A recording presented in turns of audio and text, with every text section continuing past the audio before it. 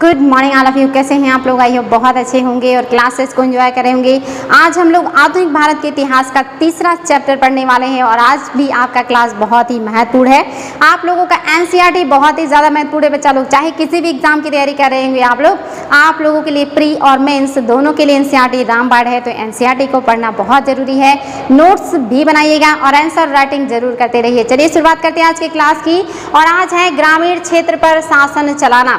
ग्रामीण क्षेत्रों पर अंग्रेजों ने शासन कैसे चलाया होगा? अंग्रेजों ने जब भारत में अपना अधिकार जमाना शुरू किया तो उनका शुरुआत में नवाबों से, जमींदारों से, ऐसे लोगों से टक्कर हुआ।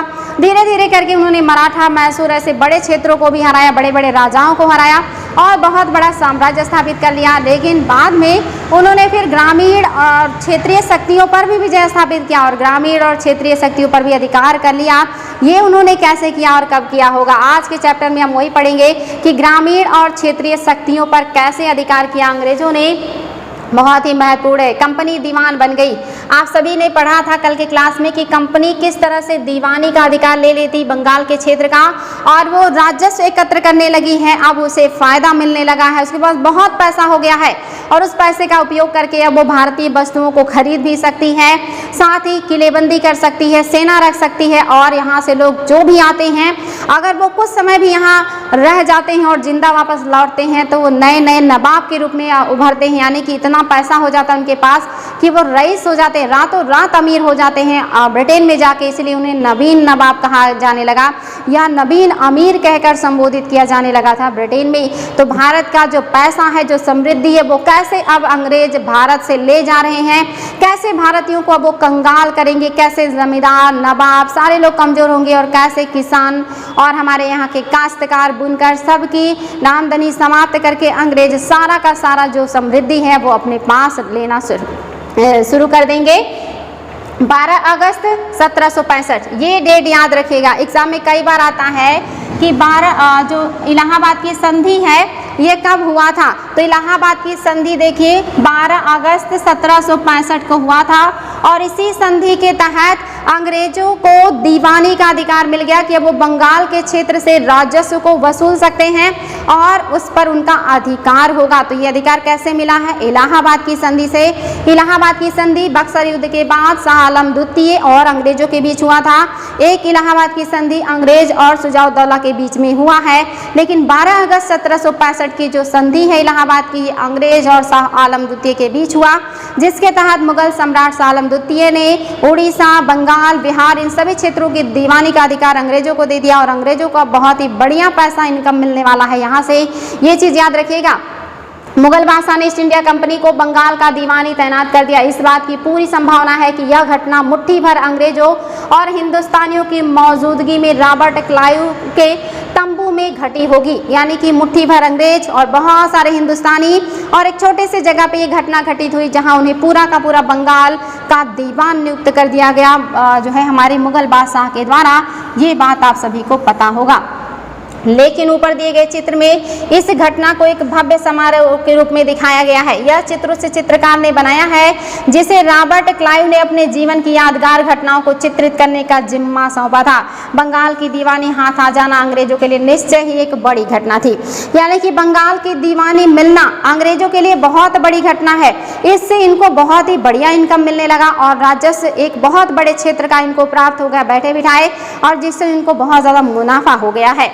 आगे कह रहा है दीवान के तौर पर कंपनी अपने नियंत्रण वाले भूभाग के आर्थिक मामलों की मुख्य शासक बन गई। अब उसे अपनी जमीन का शासन चलाने और आमदनी को व्यवस्थित करने का रास्ता ढूंढना था। इसके लिए उसने एक ऐसा रास्ता ढूंढा था जिससे कंपनी के बढ़ते खर्चों को पूरा करने के लिए कंपनी काफ़ी आमदनी जुटाई जा सकती थी। व्यापारिक कंपनी के नाते उसने यह ख्याल भी रखा था कि वह अपनी ज़रूरत की चीज़ें खरीदती बेचती रहे। यानी कि अपनी खर्चे को पूरा करने के लिए इन्होंने एक बढ़िया रास्ता निकाला कि बंगाल के क्षेत्र पर अपना अधिकार कायम कर लिया कि भू राजस्व यही प्राप्त करेंगे। इसके अलावा इन्होंने इस चीज़ पर भी ध्यान रखा कि ये व्यापारी हैं और इन्हें अपने काम को खरीदने बेचने का जो काम है इसको आगे बढ़ाते रहना है, इसको कम नहीं करना या रोकना नहीं है। इस पर भी इनका ध्यान है, भारत के राजस्व पर भी इनका ध्यान है। तो दोनों चीज़ों पर ध्यान केंद्रित करते हुए अपने काम को आगे बढ़ा रहे हैं। चलिए आगे बढ़ते हैं, देखते हैं और क्या बात है। कह रहा समय के साथ कंपनी को यह भी समझ में आने लगा कि उसे सावधानी के साथ आगे बढ़ना होगा। समय के साथ उन्हें समझ में आ गया कि अब हमें सावधानी के साथ आगे बढ़ना होगा, लापरवाही हमारे लिए घातक हो सकती है। बाहरी ताकत होने की वजह से उसे उन लोगों को भी शांत रखना था जो गांव देहात में पहले शासन चला चुके थे और जिनके पास अभी भी काफ़ी ताकत और सम्मान था। चूंकि अंग्रेज बाहर से आए हैं, विदेशी हैं, तो निश्चित ही जो यहाँ के रजवाड़े हैं, जो यहाँ के नवाब हैं, जो यहाँ के जमींदार हैं, जिन्होंने बहुत सम्मान पूर्वक अपने शासन को चलाया था, वो इतनी आसानी से अपने सम्मान के साथ समझौता नहीं करने वाले। तो अंग्रेजों को इस बात का भी ध्यान रखना था कि जो स्थानीय सरदार हैं, जमींदार हैं, उनका सम्मान भी बरकरार रहे काफ़ी हद तक, ताकि वो इनके शासन का विरोध ना करे। तो देखिए कितना दिमाग लगा रहे हैं ये लोग और बढ़िया से काम कर रहे हैं। आगे कहना है यह काम कैसे हो, इस अध्याय में हम देखेंगे कि कंपनी ने ग्रामीण इलाकों को उपनिवेश कैसे बनाया, आय के संसाधन कैसे जुटाए, लोगों के अधिकार किस तरह तय किए और मनमाफिक फसलों की खेती कैसे कराई। इस अध्याय में हम यही पढ़ने वाले हैं कि स्थानीय लोगों के ऊपर कंट्रोल कैसे किया, कैसे यहाँ के भू राजस्व पे कंट्रोल किया, कैसे अपने हिसाब से फसलें उगाई, कैसे लोग इनके बातों को सुनने के लिए मजबूर होते गए, कैसे इनका कोई विरोध नहीं कर रहा है। हम लोग इस चैप्टर में यही सारी चीज़ पढ़ने वाले हैं।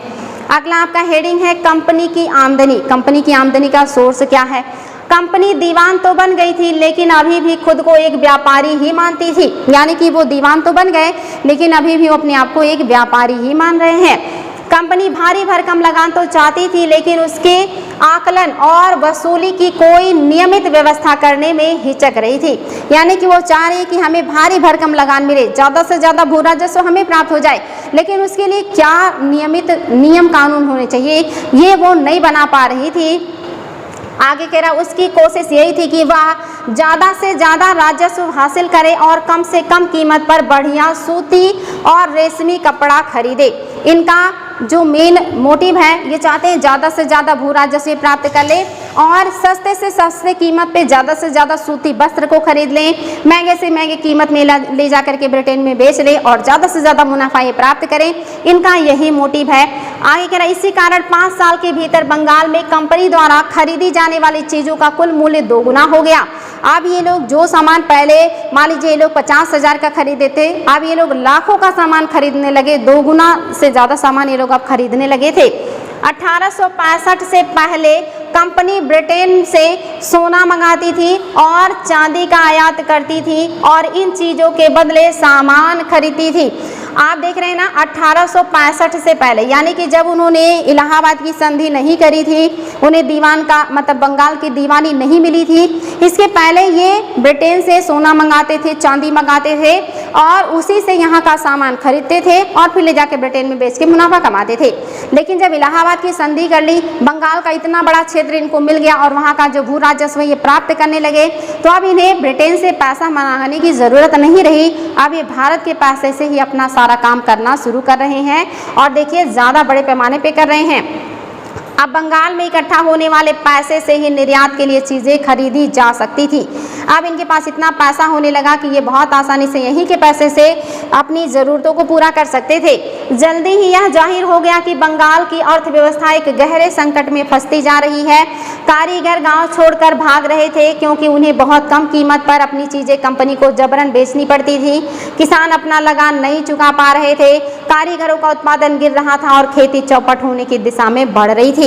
धीरे धीरे ये चीज़ सामने आ गया कि चूंकि अंग्रेज ज़्यादा से ज़्यादा बस राजस्व प्राप्त करना चाह रहे हैं, कारीगरों से सस्ते में सस्ता सामान खरीदना चाह रहे हैं, ऐसे में हमारे किसानों को भी समस्या हो रही, हमारे कारीगरों को भी समस्या हो रही, दोनों का कारोबार चौपट हो रहा है। कृषि भी बर्बाद हो रही है, हथकरघा और कुटीर उद्योग भी बर्बाद हो रहा है और हमारे यहाँ के किसान, हमारे यहाँ के काश्तकार, हमारे यहाँ के जो शिल्पकार हैं, ये सभी लोग बर्बाद हो रहे हैं और अंग्रेज आबाद हो रहे हैं, वो मुनाफा कमा रहे हैं, फ़ायदा ले रहे हैं और हमारे यहाँ के जो निम्न वर्ग के लोग हैं, यानी कि जो कृषि करते हैं, जो आपके यहाँ उत्पादन करते हैं, उद्योग धंधे चलाते हैं छोटे स्तर के, वो सारे लोगों को नुकसान हो रहा है। आगे देखिए, कह रहा है कि हो रही थी। 1770 में पड़े अकाल ने बंगाल में 1 करोड़ लोगों की मौत की नींद सुला दी। देखिए बहुत ही ये खतरनाक इवेंट है।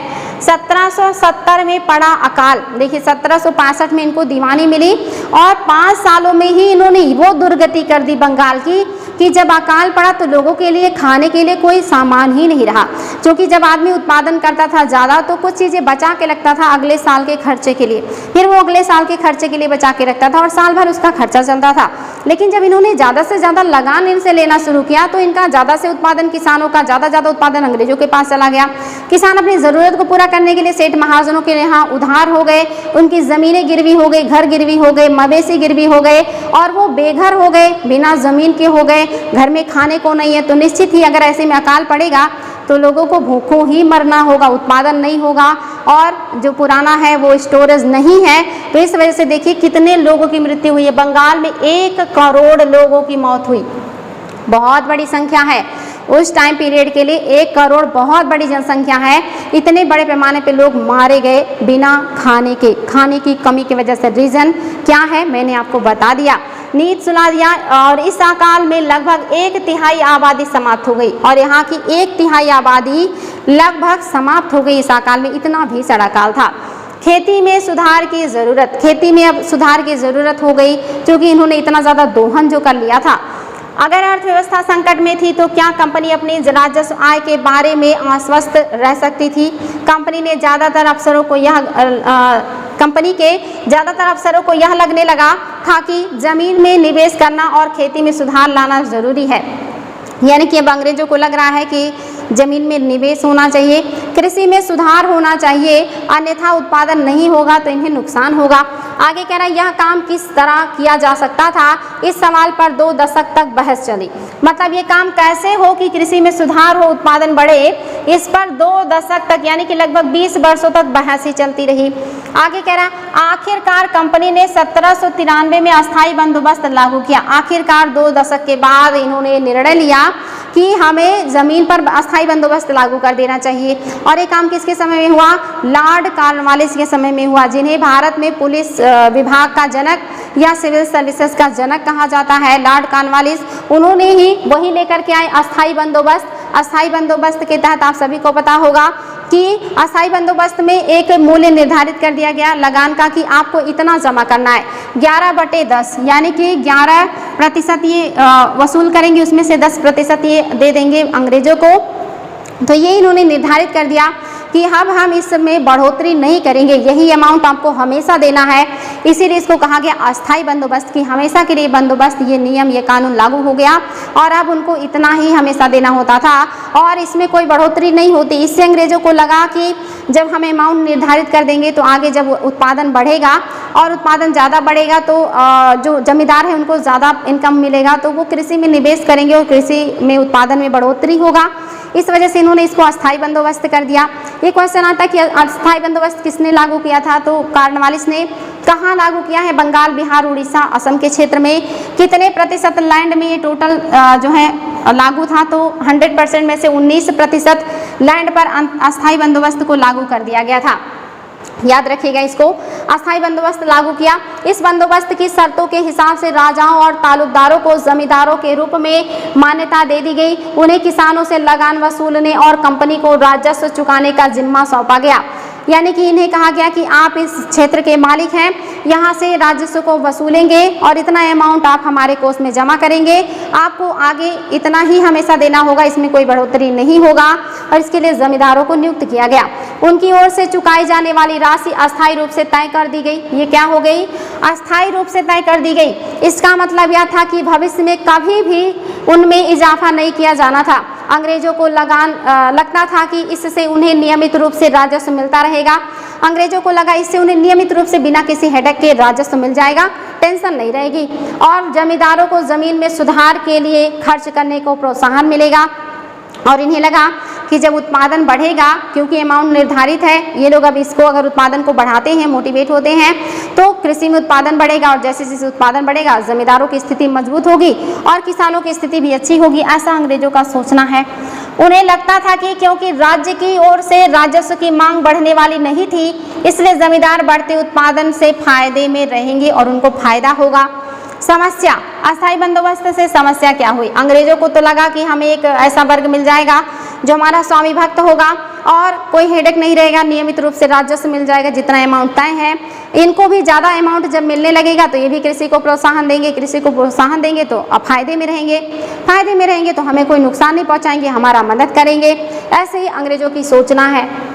मगर अस्थायी बंदोबस्त ने भी समस्या पैदा कर दी। लेकिन इससे भी क्या हुआ? प्रॉब्लम हुई। कंपनी के अफसरों ने पाया कि अभी भी जमींदार जमीन में सुधार के लिए खर्चा नहीं कर रहे थे। अफसर पा रहे हैं कि जो जमींदार हैं इतना सब कुछ होने के बावजूद भी वो सुधार नहीं कर रहे हैं जमीन में। असल में कंपनी ने जो राजस्व तय किया था वह इतना ज़्यादा था कि उसको चुकाने में जमींदारों को भारी परेशानी हो रही थी।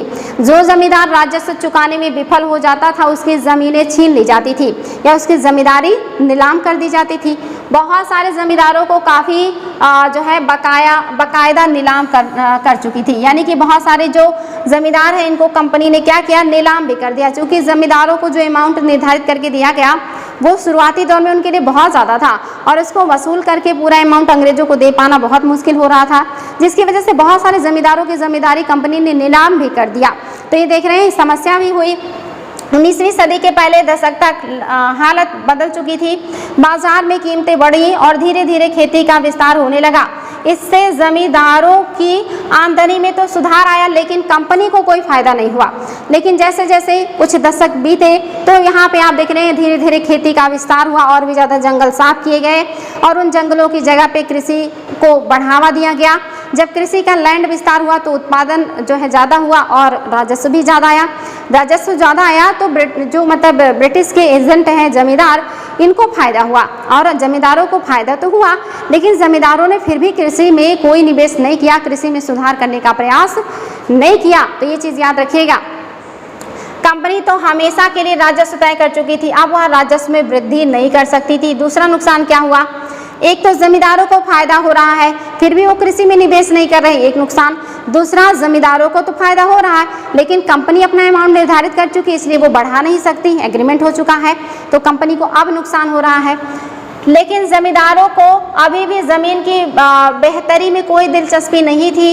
उनमें से कुछ तो बंदोबस्त के शुरुआती साल में ही अपनी ज़मीन गंवा चुके थे। जो जो बचे रह गए थे अब उन्हें भी बिना परेशानी और निवेश का मतलब कोई दिलचस्पी नहीं रह गया, ये लोग निवेश करना ही नहीं चाहते हैं और इसी वजह से आप देखेंगे कि समस्या होगी। किसानों को ये किसानों से ज़्यादा लगान ले लेंगे, निर्धारित अमाउंट अंग्रेजों को दे देंगे और बाकी अपने पास रख लेते थे और इसी वजह से आप देखेंगे कि समस्या हुई, कृषि में कोई सुधार नहीं हुआ और किसानों की स्थिति खराब होती चली गई। खतरा उठाए आमदनी की उम्मीद दिखाई दे रही थी। जब तक जमींदार किसानों को ज़मीन देकर उनसे लगान वसूल सकते थे उन्हें ज़मीन में सुधार की परवाह नहीं थी। दूसरी तरफ गांव में किसानों को यह व्यवस्था बहुत दमनकारी दिखाई दी। किसान को जो लगान चुकाना था वह बहुत ज़्यादा था और ज़मीन पर उसका अधिकार सुरक्षित नहीं था। लगान चुकाने के लिए अक्सर महाजन से कर्ज लेना पड़ता था। अगर वह लगान नहीं चुका पाता था तो उसे पुश्तैनी ज़मीन से बेदखल कर दिया जाता था। यानी कि किसानों की समस्या बढ़ रही, लगान का अमाउंट ज़्यादा है, अगर वो उतना नहीं कर पाते थे तो उन्हें उधार लेना होता था। महाजनों से जब उधार लेते थे तो उनके सूदखोरी में फंस जाते थे। इसके अलावा अगर वो ये काम नहीं कर पाते थे तो उनकी जो पुश्तैनी ज़मीनें हैं उनसे छीन ली जाती थी और उस पर किसी और को कृषि करने का काम दे दिया जाता था। तो ये चीज़ देख रहे हैं आप लोग, किसानों को बहुत समस्या हो रही है। देखिए महल क्या है। ब्रिटिश राजस्व दस्तावेजों में महल एक राजस्व इकाई थी। यह एक गांव या गांव का एक समूह होता था जिसको महल या महाल कहा जाता था। ये बात याद रखिएगा। आगे बढ़ते हैं। कह रहा है एक नई व्यवस्था। एक नई व्यवस्था क्या है? 19वीं सदी की शुरुआत में ही कंपनी ने बहुत सारे अधिकारियों को इस बात का यकीन मतलब जो इनके कंपनी के बहुत सारे अधिकारी हैं उन्हें इस बात का यकीन हो चुका था कि राजस्व बंदोबस्त में दोबारा बदलाव लाना जरूरी है। जब कंपनी को शासन और व्यापार के अपने खर्चे चलाने के लिए अपने और पैसे की जरूरत हो तो वह अस्थायी रूप से राजस्व तय करके काम कैसे चला सकती है। ये कह रहे हैं कि आप सुधार करने की ज़रूरत है, ये व्यवस्था अच्छी नहीं है। अगर हमें और ज़्यादा पैसे की ज़रूरत हो तो हम भू राजस्व नहीं बढ़ा सकते, और अगर हम भू राजस्व नहीं बढ़ाएंगे तो हमें एक्स्ट्रा इनकम नहीं होगा। इस तरह से अब कंपनी सोचने लगी कि इसमें सुधार करना चाहिए और जो है सुधार करके हमें नई व्यवस्था कायम करनी चाहिए। अगला देखिए, बंगाल प्रेसिडेंसी के उत्तर पश्चिम प्रांत, इस इलाके का ज़्यादातर हिस्सा अब उत्तर प्रदेश में है, के लिए हॉल्ट मैकेंजी, ये देखिए इंपॉर्टेंट है। इस क्षेत्र में जो बंदोबस्त लागू हुआ महालवाड़ी कहलाया। महालवाड़ी के जनक कौन है? हॉल्ट मैकेंजी हैं। नामक अधिकारी ने एक नई व्यवस्था तैयार की जिसे 1822 में लागू किया गया। मैकेंजी को विश्वास था कि उत्तर भारतीय समाज में गांव एक महत्वपूर्ण सामाजिक संस्था है और उसको बचाए रखना जरूरी है। यानी कि जो हॉल्ट मैकेंजी हैं, इन्हें लग रहा है कि जो भारत में गांव है ये महत्वपूर्ण इकाई है और इसको बचा के रखना चाहिए। इसीलिए इन्होंने कहा कि जो अनुबंध हो वो गांव के साथ होना चाहिए। यहाँ तक बातें आपको समझ में आई होंगी। आगे कह रहा है, उसके आदेश पर कलेक्टरों ने गांव-गांव का दौरा किया, जमीन की जांच की, खेतों को मापा और विभिन्न समूहों के रीति रिवाज को दर्ज किया। गांव के एक एक खेत के अनुमानित राजस्व को जोड़कर हर गांव या ग्राम समूह, जिसे महल कहा जाता है, से वसूल होने वाले राजस्व का हिसाब लगाया गया और इस राजस्व को अस्थायी रूप से तय नहीं किया गया। यानी यहाँ पे हॉल्ट मैकेंजी ने गांव का दौरा किया, राजस्व का अनुमान लगाया, लोगों से बातें की, वहाँ की हर चीज़ से परिचित हुए और फिर तय किया कि गांव का जो राजस्व है वो इकट्ठा करके गांव के मुखिया के द्वारा दिया जाएगा। और ये राजस्व अस्थायी रूप से निर्धारित नहीं था, यानी कि समय के साथ इसमें परिवर्तन भी किया जा सकता था।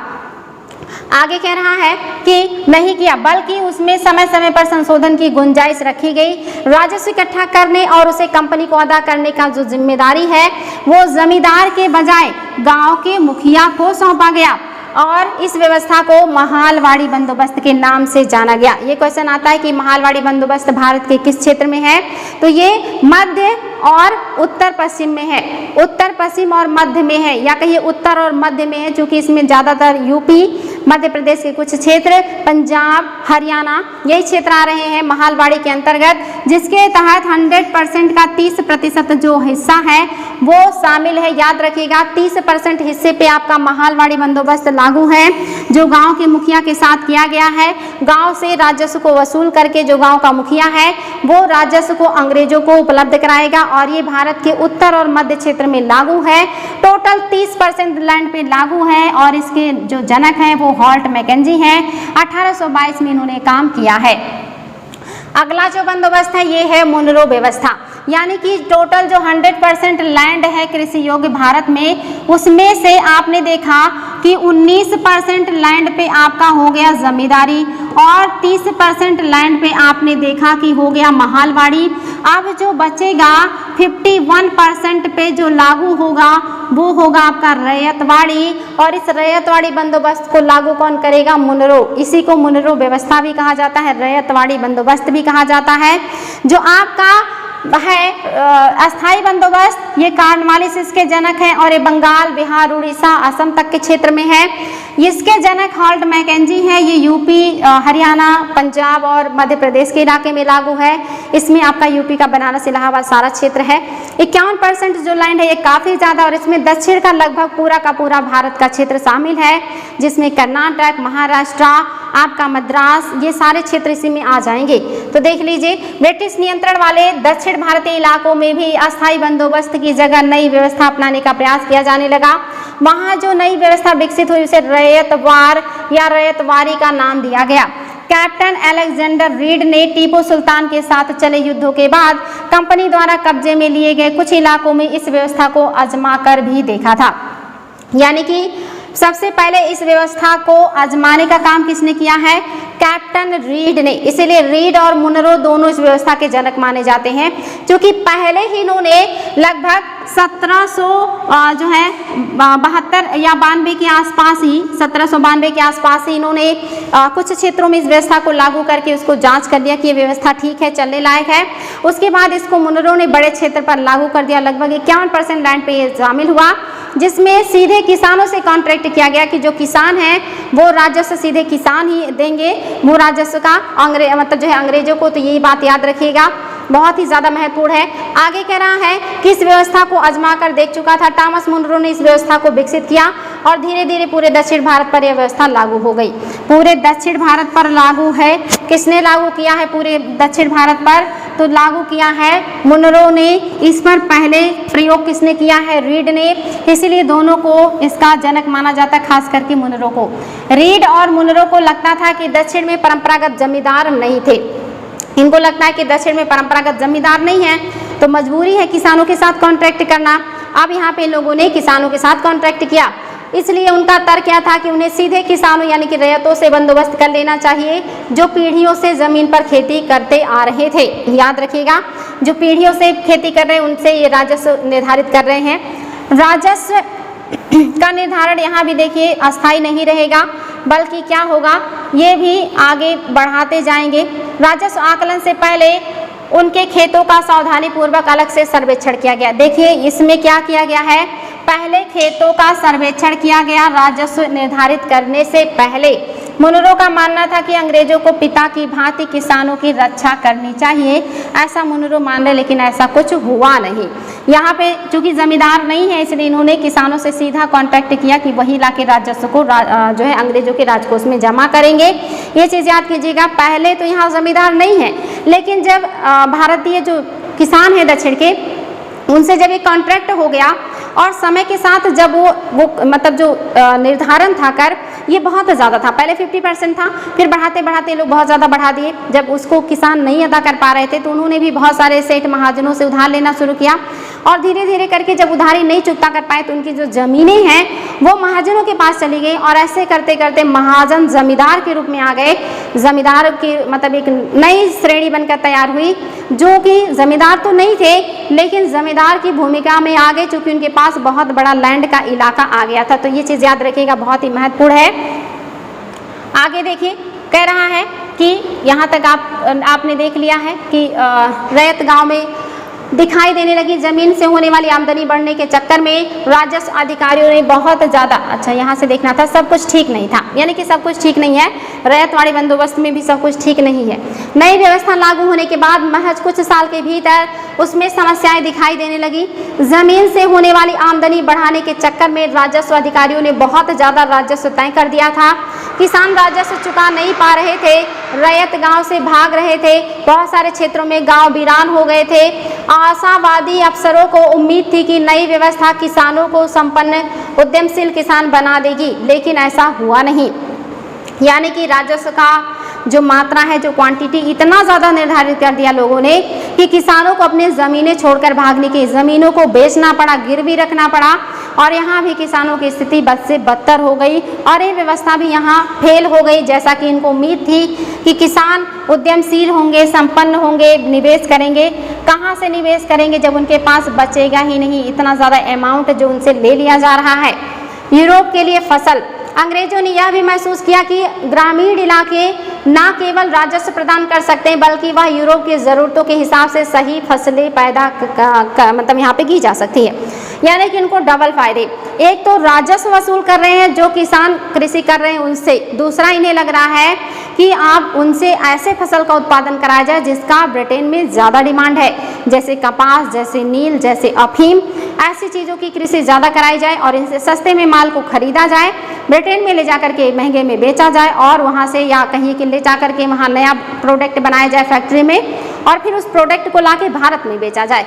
तो यानी कि अब इन्हें दो फायदे, एक तो राजस्व भी वसूलेंगे, दूसरा उनका सामान भी सस्ते में खरीदेंगे और वही सामान उत्पादित कराएंगे जिसकी उनको ज़रूरत है।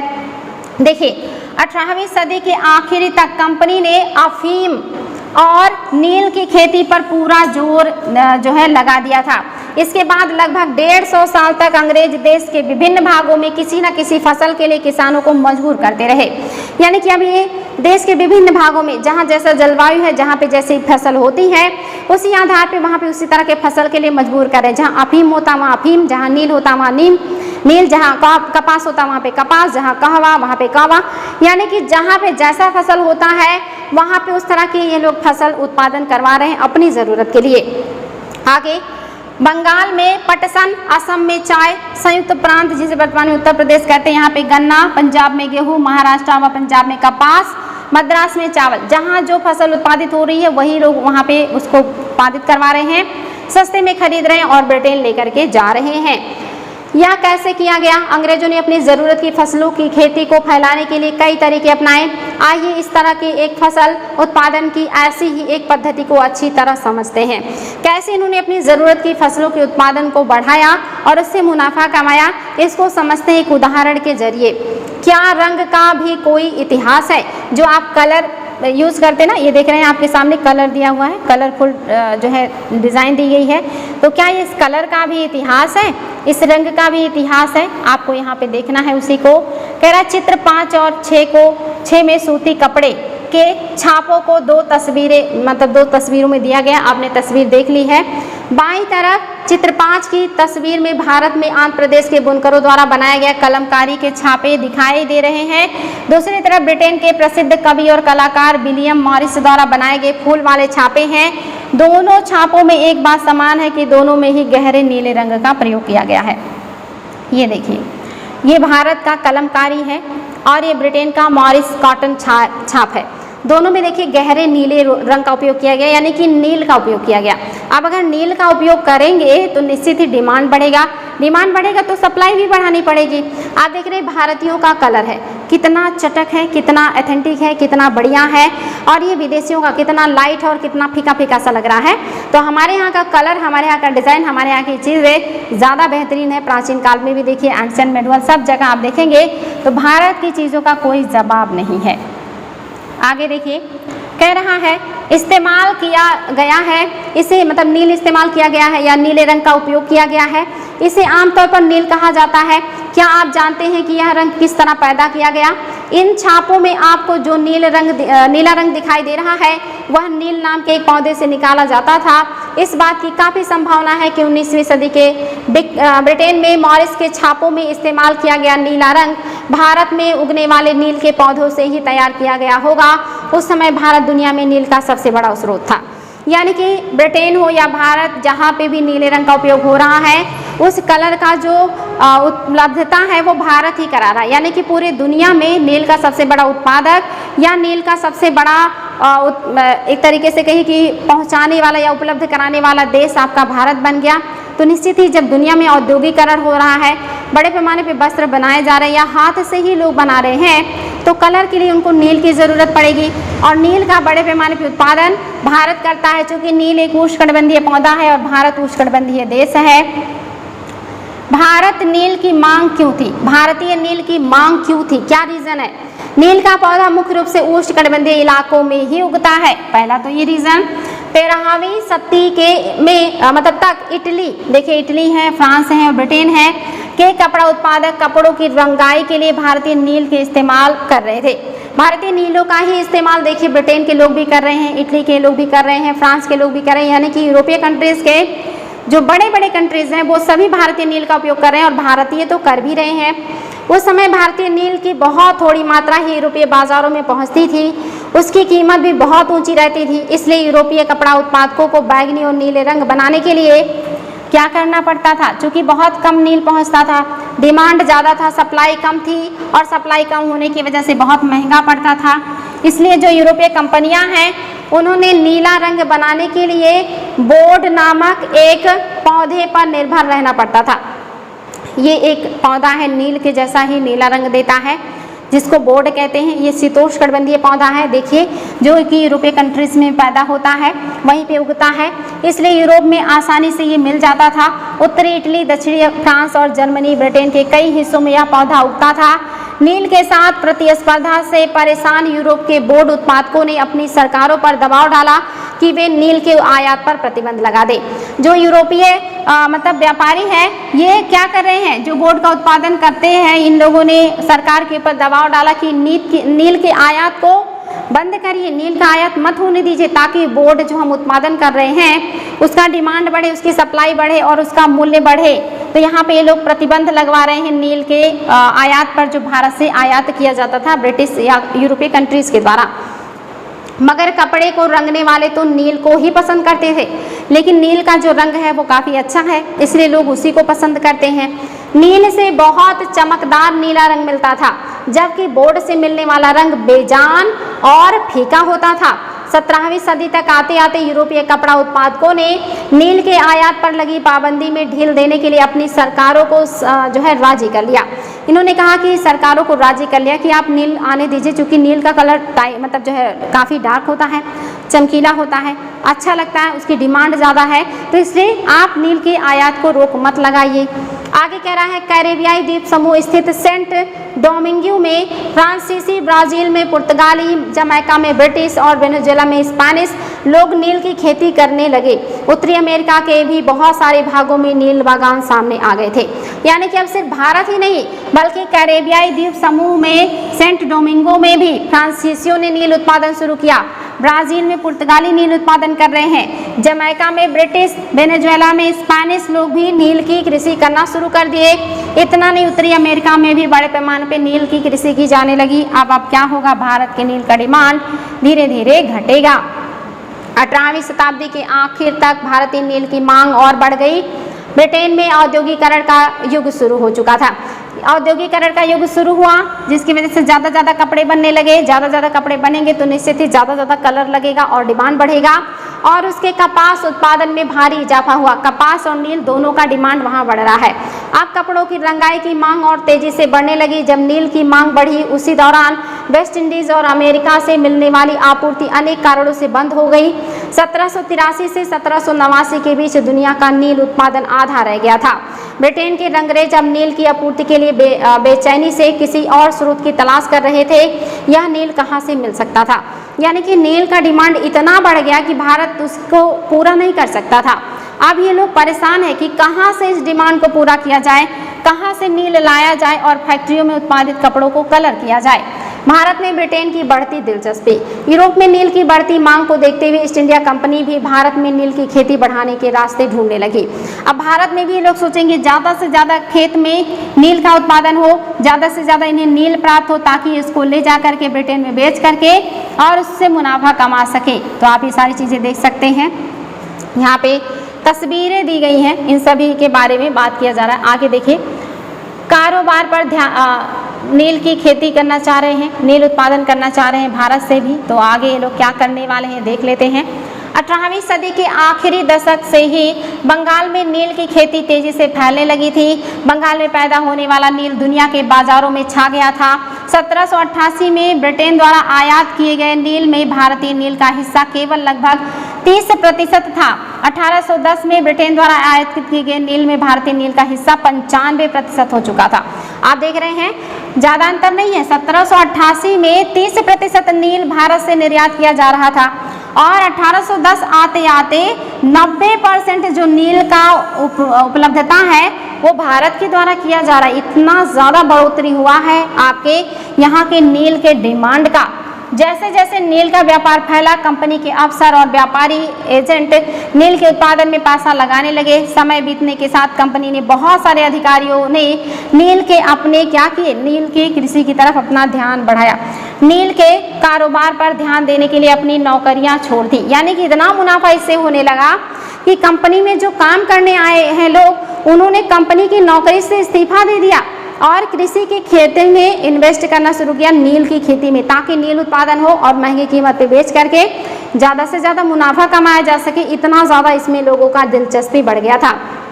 भारी मुनाफा की उम्मीद से स्कॉटलैंड और इंग्लैंड के बहुत सारे लोग भारत आए और उन्होंने नील के बागान लगा लिए। जिसके पास नील की पैदावार के लिए पैसा नहीं था, उन्हें कंपनी और नए नए बैंक कर्जा देने को तैयार थे।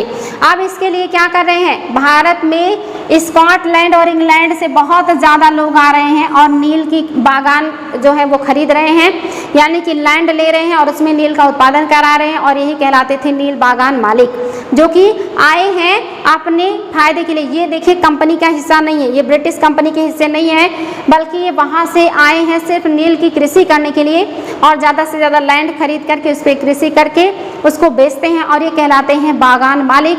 ये अंग्रेज कंपनी नहीं है, अंग्रेज कंपनी के लोग भी अलग से कृषि उत्पादन कर रहे हैं नौकरी छोड़ करके। आप देख रहे हैं कितना ज़्यादा बढ़ोतरी हो रही है। और अगर कोई नील की पैदावार करना चाहता है तो उसको बड़े आसानी से कर्ज भी ये लोग दे रहे हैं कि ठीक है आप पैसा ले लो, नील का उत्पादन करो हमारे लिए और हमें नील उत्पादित करके दीजिए। इसके लिए बैंक भी पैसे देने को तैयार है, और जो अमीर लोग हैं बागान मालिक हैं वो भी एडवांस देने को तैयार हैं। नील की खेती कैसे होती थी? नील की खेती के दो प्रमुख तरीके थे। पहला निजी, यानी कि आप निजी तौर पर आप कृषि करवा सकते हैं नील की अपने खेत में। दूसरा रैयती, यानी कि मजदूरों के द्वारा। निजी खेती की व्यवस्था में बागान मालिक खुद अपनी ज़मीन में नील का उत्पादन करते थे, या तो वह ज़मीन खरीद लेते थे या दूसरे ज़मींदारों से ज़मीन भाड़े पर ले लेते थे और मजदूरों को काम पर लगाकर नील की खेती करवाते थे। दो तरीके से नील की खेती कर रहे हैं। एक तो अपना खुद का लैंड ले लिया और उस लैंड पे मजदूरों से काम करवा के कृषि उत्पादन यानी कि नील उत्पादन करवाया, या भाड़े पे जो है ले लिया ज़मीन जमींदारों से या किसानों से कॉन्ट्रैक्ट कर लिया कि आप अपने खेत से हमें नील का उत्पादन करके दीजिए, जिस पर इनका अपना अधिकार नहीं होता था, बस ये खेती पर ही अपने नील के लिए निर्भर होते थे। निजी खेती की समस्या क्या थी? जो ये लोग अपना लैंड लेके कृषि करते थे नील का, उससे क्या समस्या हुई? अगर ये लोग अपना लैंड खरीद के कृषि करवाते हैं तो समस्या हो रही है। क्या हो रहा है? बागान मालिक को निजी खेती का क्षेत्रफल फैलाने में मुश्किल आ रही थी। उन्हें ज़्यादा से ज़्यादा जब लैंड की ज़रूरत होती थी, क्योंकि भारत में लैंड छोटे छोटे थे, कृषि छोटी छोटी थी, जनसंख्या ज़्यादा थी, तो कृषि का टुकड़ा छोटे छोटे में बटा रहता था और इनके लिए बड़े खेत की ज़रूरत होती थी। बड़े खेत के लिए इन्हें बहुत सारे ज़मीनों को खरीद करके इकट्ठा करना पड़ता था, जिससे क्या होगी? समस्या होगी। नील की खेती केवल उपजाऊ जमीन पर की जा सकती थी। ऐसे जमीनों पर आबादी पहले ही बहुत ज़्यादा थी, यहाँ वहाँ छोटे छोटे खेत ही उनके हाथ लग पाते थे। नील की खेती करने के लिए उन्हें बड़े बड़े भूखंडों की ज़रूरत थी। इस तरह की ज़मीनें उन्हें कहाँ से मिल सकती थी? उन्होंने नील की फैक्ट्री के इर्द गिर्द पट्टे पर ज़मीन लेने का प्रयास किया और वहाँ के किसानों को हटवा दिया। इससे टकराव और तनाव पैदा हो गए। यानी कि एक तो इसके लिए बहुत ही उपजाऊ लैंड चाहिए जिस पर पहले से लोगों का कब्जा है, दूसरा इसके लिए बड़ा लैंड चाहिए, जबकि यहाँ पे छोटे छोटे लैंड में लोग अपना कृषि कर रहे हैं।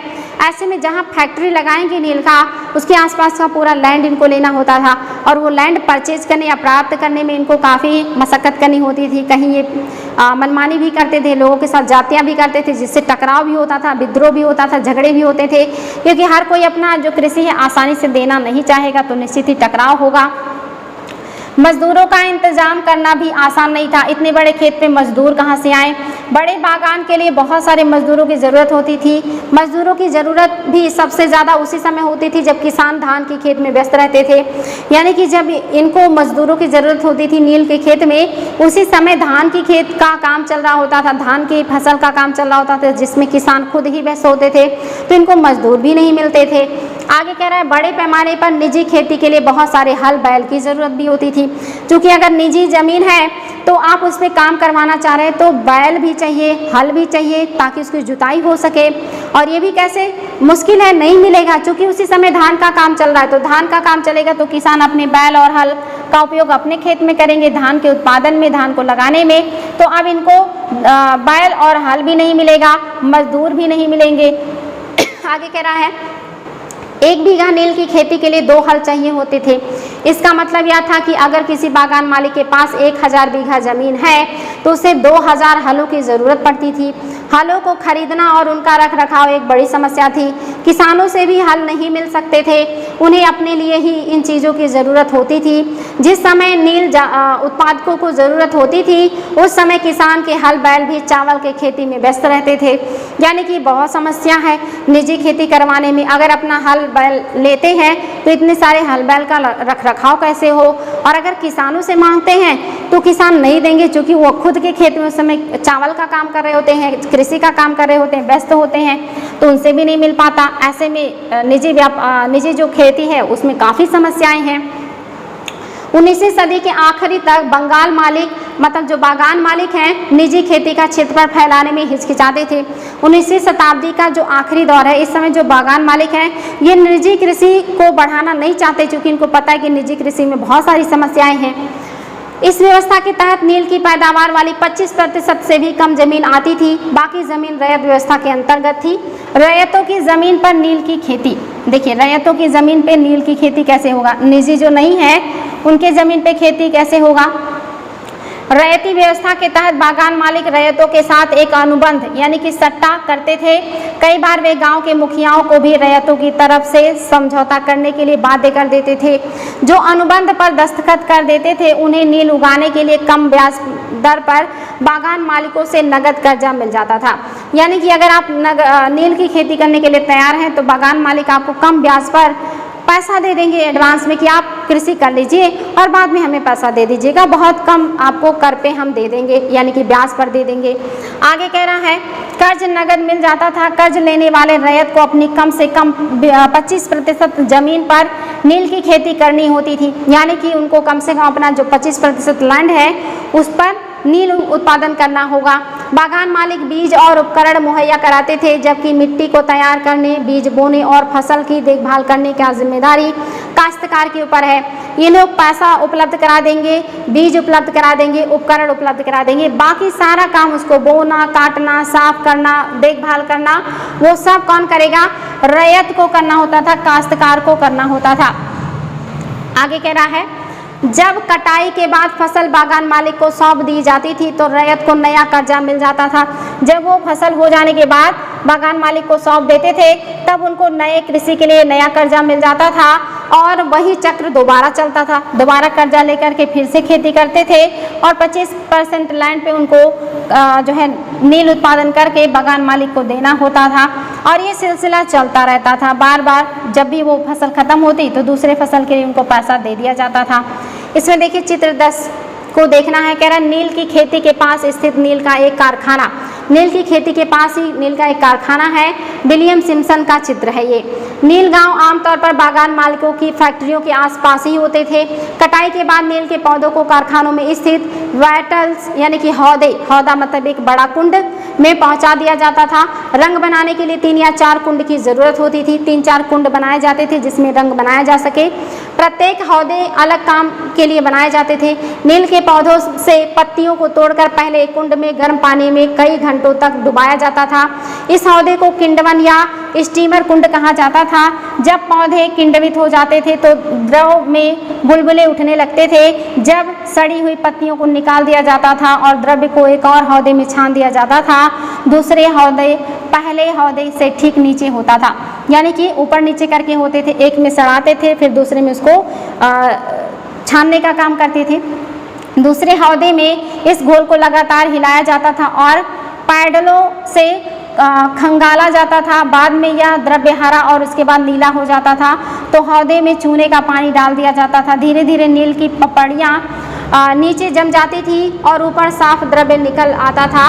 द्रव्य को छान कर अलग कर लिया जाता था और नीचे जमी नील की गाद, नील की लुगदी को दूसरे कुंड में डाल दिया जाता था। इसके बाद उसे निचोड़कर बिक्री के लिए सुखा दिया जाता था, यानी कि बिक्री के लिए आप क्या करते थे, उसको सुखा दिया जाता था। नील को लुगदी के रूप में कन्वर्ट कर दिया जाता था और उसी लुगदी को बेच दिया जाता था और फिर उसी लुगदी से कलर यूज किया जाता था। तो इस तरह से नील का जो है उत्पादन किया जा रहा है। जो कलर निकलता था पत्तियों से उसमें चूना डाल दिया जाता था जिससे वो लुगदी में कन्वर्ट हो जाता था और उसी लुगदी को ही ये लोग सुखा करके बेच देते थे और फिर उसी को पिघला करके नील का कलर बन जाता था, शुरू हो जाता था। मतलब जो है कृषि का काम जो है शुरू हो जाता था। जो किसान पहले इन कर्जों से बहुत आकर्षित थे उन्हें जल्दी ही समझ में आ गया कि यह व्यवस्था इतनी कठोर है, यानी कि शुरू में जो किसान है इस व्यवस्था की तरफ बहुत आकर्षित हुए कि एडवांस मिल जा रहा है, आराम से उत्पादन कर सकते हैं और बाद में इसको लौटा देंगे। लेकिन ये इतना आसान नहीं था। ये धीरे धीरे करके इसी कर्जे के उसमें चक्र में फंसते चले गए। हर बार इन्हें कर्जा दे दिया जाता था और ये इसको पूर्ति नहीं कर पाते थे। समझ में आ गया कि यह व्यवस्था कितनी कठोर है। उन्हें नील की जो कीमत मिलती थी वह बहुत कम थी और कर्जों का सिलसिला कभी खत्म नहीं होता था। नील की कीमत बहुत कम ही नहीं मिलती थी, कर्जा जो है इनका कभी पूरा ही नहीं हो पाता था और फिर खेती करने के लिए कर्जा लेना होता था और हर बार ये कर्जा लेते रहते थे और इनका कभी भी ये कर्जा समाप्त नहीं होता था और मजबूरी में नील का उत्पादन करते रहते थे। समस्या और भी थी। बागान मालिक चाहते थे कि किसान अपने सबसे बढ़िया खेत में ही नील की खेती करे, लेकिन नील के साथ परेशानी यह थी कि उसकी जड़ें बहुत गहरी होती थी और वह मिट्टी की सारी ताकत खींच लेती थी। नील की कटाई के बाद वहाँ धान की खेती नहीं की जा सकती थी। बागान मालिक चाहते हैं कि किसान हर साल अपने सबसे उपजाऊ लैंड में ही नील की खेती करे। अब पता चला 100% में से 25% में उसने नील का खेती किया। अब जब नील को काट दिया तो उसकी सारी उर्वरता नील ने खींच लिया। अब उसमें धान नहीं उगाया जा सकता। अब लैंड के बाकी 25 हिस्से में वो नील की खेती करेंगे तो ये 25% तो ऐसे ही बर्बाद हो गया। अब अगले साल फिर 25% में उन्हें लगाना है। इस तरह से उनका पूरा का पूरा जो लैंड है ये अनउर्वर हो जाता था। दाम भी अच्छे नहीं मिलते थे, कर्ज ऊपर से लदता चला जाता था। इस तरह से आप देख रहे हैं किसानों को कितनी ज़्यादा समस्याएं हो रही हैं, उनकी खाद्यान्न की ज़रूरतें भी पूरी नहीं हो पा रही हैं। अब समस्या क्या होगा? नील विद्रोह होगा। और उसके बाद मार्च 1859, एग्जाम में बहुत बार आता है कि नील विद्रोह कब हुआ है। बंगाल में हुआ है 1859 में।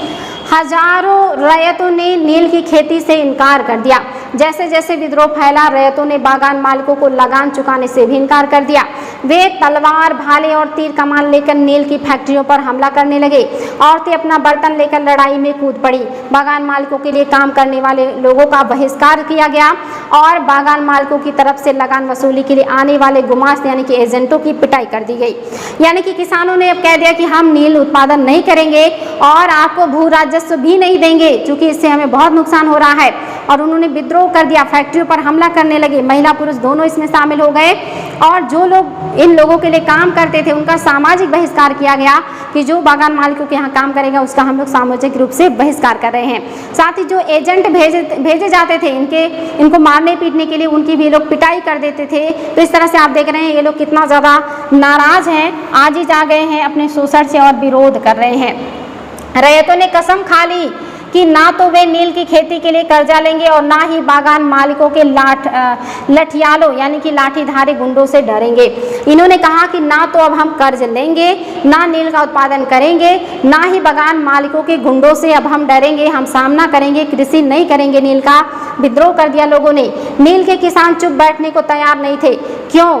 उन्हें बगावत की ताकत कहाँ से मिली? इसमें कोई शक नहीं कि नील की खेती अत्यंत दमनकारी थी, लेकिन जो लोग दबे हुए थे वे हमेशा बगावत नहीं करते। ऐसे कभी कभी ही होता है कि जो दबे कुचले लोग होते हैं, गरीब लोग होते हैं, वो बगावत कर देते हैं। 1859 में नील रैयतों को लगा कि बागान मालिकों के खिलाफ बगावत में उन्हें स्थानीय जमींदारों और मुखियाओं का भी समर्थन मिल सकता है। बहुत सारे गांव में जिन मुखियाओं ने से नील के अनुबंध पर जबरन दस्तखत कराए गए थे, उन्होंने ही नील किसानों को इकट्ठा किया और लठियालों के साथ आमने सामने की लड़ाई खड़ी की। कई स्थानों पर रैयतों को बगावत के लिए उकसाते हुए खुद जमींदार गाँव-गाँव घूमने लगे। यानी कि जमींदारों के लैंड को जब्त करके उस पर नील के बागान लगाए जा रहे हैं, जिससे वो भी नाराज हैं और उन्होंने भी किसानों की मदद की और उन्हें उकसाया कि आप लोग विद्रोह कीजिए। जमींदार इस बात से परेशान थे कि बागान मालिकों की ताकत बढ़ती जा रही थी और बागान मालिक जबरन लंबे समय के लिए उनसे जमीन ले लेते थे। यानी कि जमींदार भी उनके सामने लाचार हैं, इसलिए वो भी विद्रोह में शामिल हो गए। नील के किसानों को ये भी लग रहा था कि अंग्रेज सरकार भी संघर्ष में उनका साथ देगी, क्योंकि बागान मालिक अंग्रेजों के हिस्से नहीं हैं, ये अलग से आए हुए लोग हैं जो कृषि करवा के अपना फायदा ले रहे हैं। 1857 की बगावत के बाद ब्रिटिश सरकार एक और व्यापक विद्रोह के खतरे से डरी हुई थी। जब नील की खेती वाले जिलों में एक और बगावत की खबर फैली तो लेफ्टिनेंट गवर्नर ने 1859 की सर्दियों में इलाके का दौरा किया। रैयतों को लगा कि सरकार उसकी दुर्दशा से परेशान है। बरसात में मजिस्ट्रेट एस्ले ईडन ने एक नोटिस जारी किया जिसमें यह कहा गया कि रैयतों को नील के अनुबंध मानने के लिए मजबूर नहीं किया जाएगा। चूँकि 1857 की क्रांति से अंग्रेज डरे हुए थे, वो डर रहे थे कि ऐसी कोई और क्रांति ना हो जाए जिससे हम अपने आप को बचा ना सके, इसलिए उन्होंने इस विद्रोह को सोचा ना हो, इसके लिए इन्होंने दौरा भी किया और नोटिस भी जारी किया कि ये किसान जो हैं वो नील की खेती ना करें अगर नहीं करना चाहते हैं तो।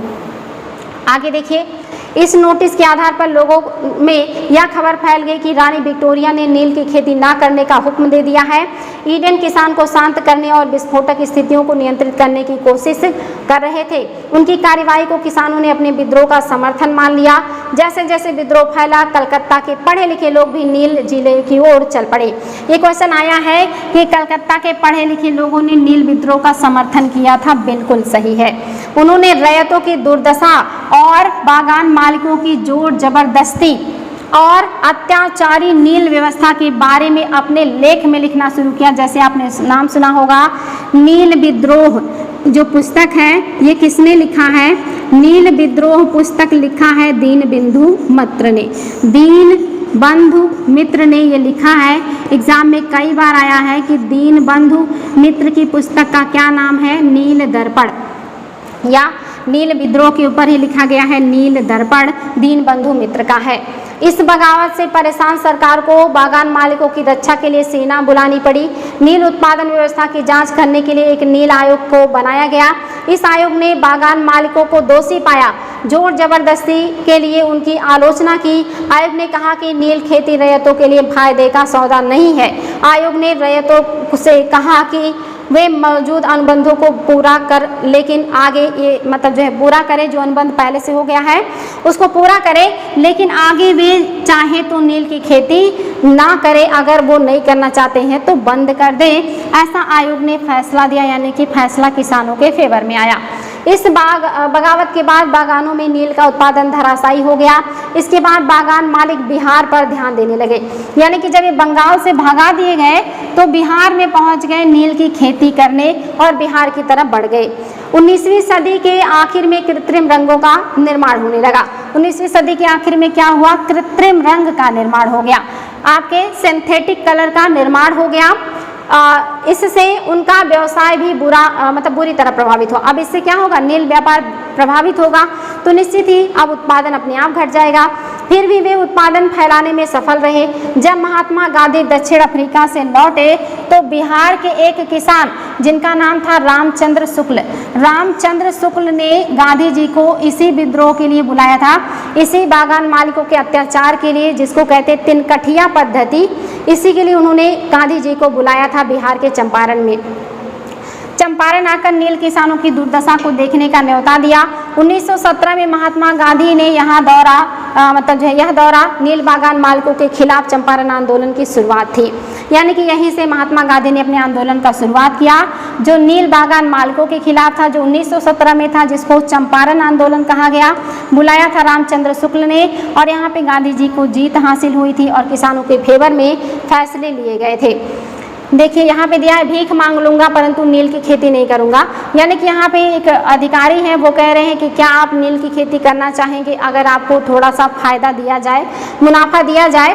तो जो व्यक्ति हैं ये क्या कह रहे हैं, हाजी मुल्ला, कि मैं नहीं करूंगा नील की खेती, चाहे आप मुझे कुछ भी कह लें, मैं भीख मांग लूंगा, मैं कहीं और चला जाऊंगा, मैं कुछ भी कर लूंगा, लेकिन नील की खेती नहीं करूंगा।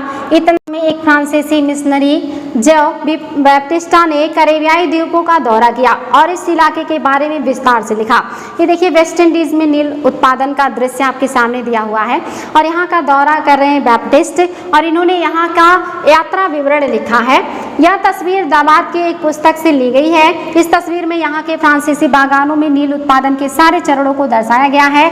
बाएं सिरे पर आप देख सकते हैं कि गुलाम मजदूर नील के पौधों को सैटलर वाट में डाल रहे हैं। एक और मजदूर एक मशीन को चरखी के घोल को घुमा रहा है। आप यहाँ देख रहे हैं मजदूर लगे रहे हैं और वो डाल रहे हैं, नील को घुमा रहे हैं। दो मजदूर नील की लुगदी को बोरे में भरकर सुखाने के लिए ले जा रहे हैं। अगले हिस्से में दो मजदूर नील की लुगदी को मिलाकर सांचों में डालने के लिए तैयार कर रहे हैं। तस्वीर के बीचों बीच बागान मालिक ऊंची जगह खड़ा होकर सारे गुलामों पर नजर रख रहा है। यहाँ पे देखिए ये मालिक हैं और ये सारे गुलाम इनके लिए काम कर रहे हैं। ये नजर रख रहे हैं कि काम ये लोग ठीक से कर रहे हैं कि नहीं कर रहे हैं। अगर ये लोग काम ठीक से नहीं करते हैं तो इनकी कोड़ों से पिटाई होती है और इनको काफी खतरनाक सजा दिया जाता है बागान मालिकों के द्वारा। और ये सिर्फ भारत ही नहीं, देखिए दुनिया के अन्य क्षेत्रों में भी यही हाल है। जहां भी यूरोपीय कंट्रीज के लोग हैं, चाहे वो फ्रांसीसी हो, पुर्तगाली हो या हो ब्रिटिश, सब एक जैसे ही हैं। एक नंबर के क्रूर, स्वार्थी और फीलिंगलेस लोग जो कि इंसानों को कितना ज़्यादा शोषण कर रहे हैं। अभी आपको मैच करना है रैयत, महाल, निजी और रैयती। आपको बताना है ग्राम समूह, किसान, रैयतों की ज़मीन पर खेती, बागान मालिक और उनकी ज़मीन पर खेती। तो आप सभी को पता है रैयत किसे कहते हैं, तो रैयत मतलब रैयतों की ज़मीन पर जो खेती होती है वो रैयत कहलाता है, या आप ये सकते हैं रैयत किसान को कहते हैं, रैयत किसान को कहते हैं। रैयती रैयतों की ज़मीन पर खेती होती है, निजी बागान मालिकों की अपनी ज़मीन की खेती होती है, और महाल ग्राम समूह होता है। इस तरह से आप कर सकते हैं किसानों को रैयत कहा जाता है, रैयती जो रैयतों की ज़मीन पे खेती करते हैं, निजी जो बागान मालिकों का अपना ज़मीन होता है, और महाल ग्राम समूह को कहा जाता है। अगला देखिए, आपको फिल करना है, खाली जगह को फिल करना है, क्या सही होगा। कह रहा है यूरोप में बोर्ड उत्पादकों को से अपनी आमदनी में गिरावट का खतरा दिखाई देता था, यानी कि जो उत्पादक हैं इनको नील में जो डिमांड होता था ना नील का, ये कम उत्पादन से इनको अपनी आमदनी में खतरा दिखाई दे रहा है। जो कि यूरोपीय जो ये लोग बोर्ड हैं इनको लग रहा है कि अगर नील का जो है उत्पादन होगा या आयात होगा तो क्या होगा, यहाँ पे होगा आयात से खतरा दिखाई देता है। किसके आयात से, उत्पादकों को नील आयात से, याद रखिएगा नील आयात से अपनी आमदनी में गिरावट का खतरा दिखाई दे रहा है, कि ये लोग कह रहे हैं कि नील के आयात को बंद कर दीजिए ताकि लोग हमारे बोर्ड को खरीदे ज़्यादा से ज़्यादा। 18वीं सदी के आखिर में ब्रिटेन में नील की मांग किस कारण से बढ़ने लगी थी, तो यहाँ पे औद्योगिकरण हो गया था। औद्योगिकरण होने की वजह से बहुत ही ज़्यादा औद्योगिकरण हो गया, तो बहुत ही ज़्यादा बड़े पैमाने पे वस्त्र बनाए जाने लगे, और वस्त्र को कलर करने के लिए नील की डिमांड बढ़ने लगी थी। तो याद रखिएगा ये बातें। अगला है कि खोज से नील की अंतर्राष्ट्रीय मांग पे बुरा असर पड़ा, तो कौन सा, कृत्रिम कलर की खोज से, जो सिंथेटिक कलर आ गया था उसकी खोज से यहाँ पे अंतर्राष्ट्रीय मार्केट में नील का जो है इसका डिमांड घट गया था। चंपारण आंदोलन किसके खिलाफ था, तो नील बागान मालिकों के खिलाफ था। किसके खिलाफ, नील बागान मालिकों के खिलाफ था आपका नील विद्रोह, जो कि चंपारण में हुआ था, किसानों के द्वारा किया जा रहा था। तिनकठिया पद्धति का विरोध कर रहे थे वो लोग। अब देखिए, अस्थायी बंदोबस्त के मुख्य पहलुओं का वर्णन करना है। आपके सामने ये प्रश्न दिए हुए हैं, प्रश्न बहुत ही आसान है। प्रश्न का शॉर्ट स्क्रीन ले लीजिएगा और आंसर राइटिंग जरूर कीजिएगा। बहुत ही शानदार प्रश्नों का कलेक्शन है, ये आपके प्री और मेंस दोनों के लिए महत्वपूर्ण है, इसलिए आंसर राइटिंग आप लोग जरूर कीजिएगा ताकि आप लोगों को प्री और मेंस दोनों ही अच्छा हो जाए। तो आपके सामने प्रश्न है, प्रश्नों को मैंने आप लोगों के सामने कर दिया है, आप इसका आंसर राइटिंग कर सकते हैं बहुत ही शानदार तरीके से। आंसर राइटिंग जरूर करें और नोट्स जरूर बनाइएगा। प्रश्न आपके सामने हैं, ये आपके प्री और मेंस के लिए बहुत ज़्यादा महत्वपूर्ण है, इसलिए मैं आपको बार बार कहती हूँ कि आंसर राइटिंग जरूर कीजिएगा। अगर कोई और सुविधा होती है, कोई समस्या होती है तो बेझिझक कमेंट बॉक्स में लिखिए, कोई दिक्कत नहीं है। कमेंट बॉक्स में आप लोगों का जो है बातें आनी चाहिए, समस्या भी, डिमांड भी और सुझाव भी, हर चीज़ आप लोग कमेंट बॉक्स में बेझिझक लिख सकते हैं। मैं आप लोगों के कमेंट्स को पढ़ती हूँ और रिप्लाई भी करती हूँ, तो आप लोग कमेंट बॉक्स में ज़रूर लिखिएगा कि आप लोगों को क्या दिक्कत है, क्या परेशानी है, क्या चाहिए, क्या सुविधा, क्या अच्छा लगा। अगर अच्छा लगता है तो कमेंट भी कीजिएगा, लाइक भी कीजिएगा और शेयर कीजिएगा। आज के लिए इतना ही, फिर मिलते हैं नेक्स्ट डे न्यू टॉपिक के साथ। Thank you so much.